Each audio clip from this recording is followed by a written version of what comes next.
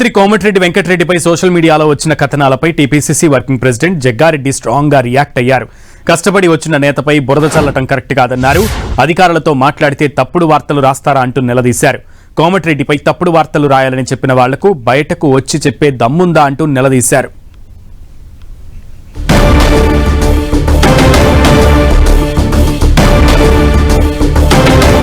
చెప్పింది వెంకటరెడ్డి కోమటిరెడ్డి వెంకటరెడ్డి ఆ అధికారితో మాట్లాడి ఈ అధికారితో మాట్లాడి ఇట్లా వార్తలు ఎవడో చెప్పినాడు.